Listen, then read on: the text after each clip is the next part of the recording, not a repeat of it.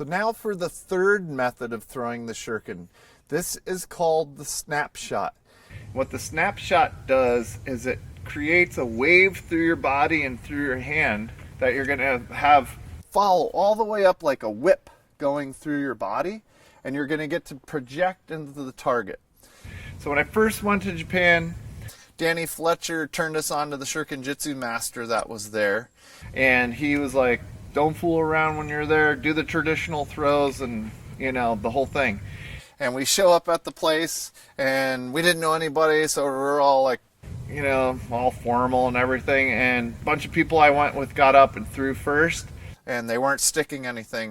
And I'm like, man, we've practiced this stuff so much at home, like throwing comfortably, that the stiffness in it and the rigidity just didn't work for me. So I just go, forget it. I can't pay attention to what he said. I'm going to just break the rules and just go and be myself. So I go up there and I just huck it like we're used to doing, sinking these things like crazy. And the guy's like, oh, yeah. And then he goes, watch this. And he goes and gets his top guy, and that guy starts throwing him. And I'm like watching their form while they're throwing it their way, because we kind of broke the boundaries instantly of tradition and just went for like, here's practical, really what's working.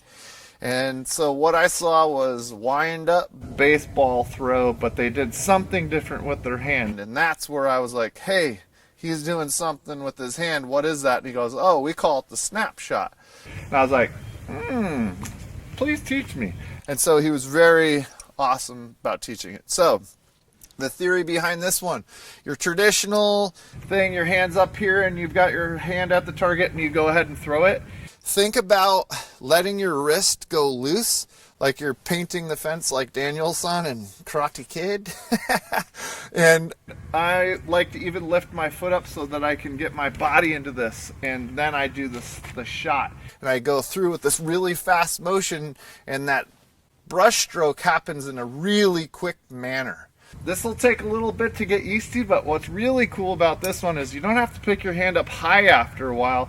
You can actually do the snapshot from down low by your chest. So if somebody's like facing behind you and you throw it like this sideways, they won't even see your arm come up and down, and you could throw and nail a target with this. So I'll do a couple snapshots for you right now, and you could kind of play with this method. It's really fun after you get it dialed in, and you'll feel a different type of connection with the Shuriken itself, and then with the projection into the target.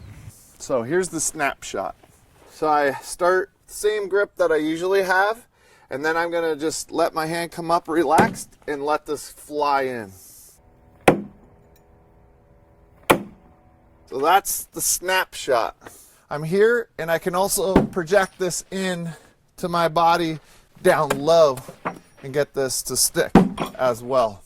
So this snapshot can be done from longer distances as well.